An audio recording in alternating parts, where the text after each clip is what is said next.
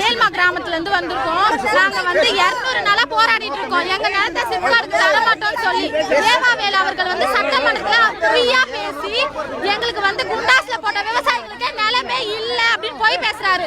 நாங்க முந்தானத்து கிளம்புறதுக்கு இருந்தோம்.